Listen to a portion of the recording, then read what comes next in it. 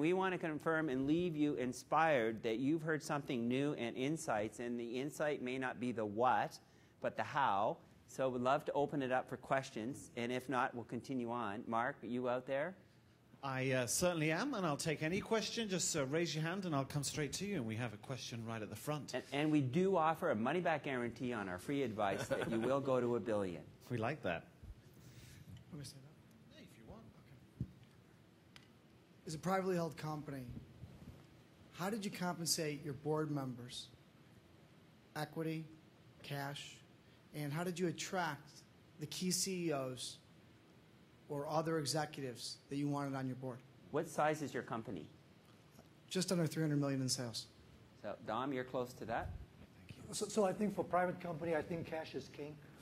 I would not give any. I would not advise giving any cash to any board member. I think at that stage also, I think you want to attract people who really are intellectually stimulated to help you solve the problem.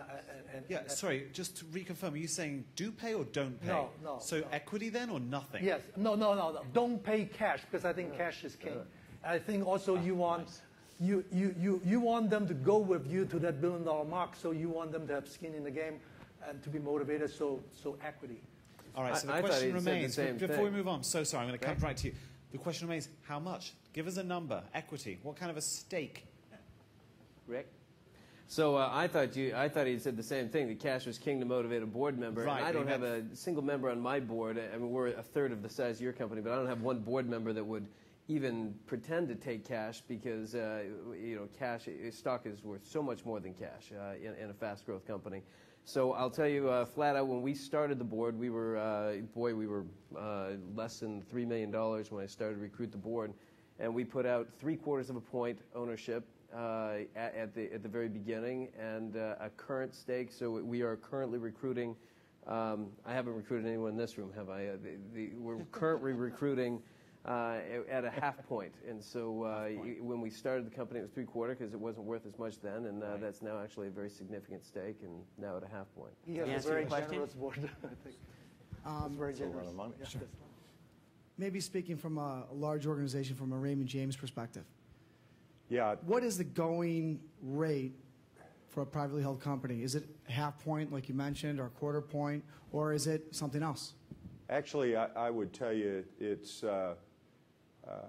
half a point or 3/4 point is a pretty large number, unless the director is paying substantial cash for that at the same time, and you're not just gifting it all.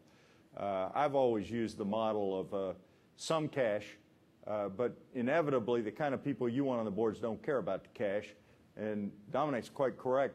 You place a high premium on the cash, so why pay them in the tender that they really don't want, and with the tender that you want to keep? So I think it's a good concept, but there isn't a magic number. So what I would tell you is it's almost like negotiation. At first I had people that I knew in the industry that I'd met over the years that basically didn't care very much about the compensation. I would tell you they just wanted to do this. They liked the company, they wanted to do it. And then as time evolved and they were still there, I started paying them based on experience from normal compensation for companies our size. And there's a lot of information available on that. So, for your company size at $300 million, there's plenty of information for you to look at appropriate pay. The key thing is to get the right guy interested, and that tests your salesmanship. And that's what you want to do. You want to go out there and sell people to really be interested in your future. That's great. I really appreciate the answer. Actually, just a quick follow-up. Joe, you talked about finding the partner that thinks just like you think, sends identical emails to you. How did you find that person? Well, it was an executive search, and I spent a huge amount of time in the interview process. I think the most important decisions we ever make as business leaders is the selection of the people we surround ourselves with. So the more effort and time you put into that, the better the decisions you're going to make. I'll tell a not too long story here. As I was interviewing people that the search firm was sending me, My method of interviewing is they show up in a lobby, I put them in a car, we go to a store, and we spend 2 or 3 hours walking the aisles of a store and talking to people in the store, and you get a good idea there about how people interact with other people and how they interact with customers and employees and so on. And I went through the process. I probably interviewed a dozen people like that before I finally hit upon somebody I thought was right. And then we spent an inordinate amount of time together at 3 or 4 different occasions for 2 days at a clip where we'd be breakfast, lunch, and dinner, and we'd in our stores and other stores and talking about philosophy and strategy and so on. And by the time we brought Jim on board, he said, "Joe, you now know me better than anybody else in the world except my wife." I said, "Jim, that's as close as we're ever going to get." To draw that out, when I heard that story the first time, Joe did never go to his office for the interview. No, he never saw You the walked inside. Walmart, you walked Right. Jim's stores, you walked Tractor Supply, you thought strategy, you defined problems. That is different from the way 99% of the people interview. Right, Joe? It worked for me. It's very interesting, and a huge investment in your time as well. We have another question on the floor.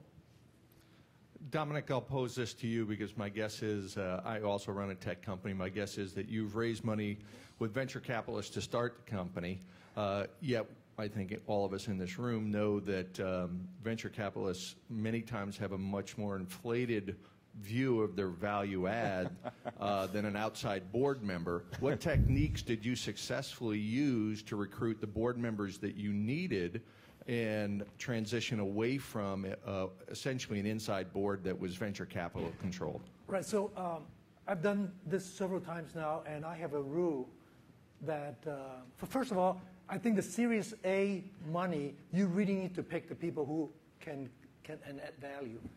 After Series A, everything else is, you pick the guy who gives you a better valuation, and then you play them off, right? The rule that I use is I never, no matter how desperate do I want the money, I would never have more than 2 VCs on my board. And if you really want some venture partner to come in, give them board observation right and so on, but don't seat to more seats, or even some nightmarish situation I've seen is that they have a majority of the board members being VC, because their view, and there are a lot of VC that I know that might not think like that, but the general thinking is an exit, right? When people put an investment in, that's their job, to think about an exit. The last thing that you think about is exit. You think about creation.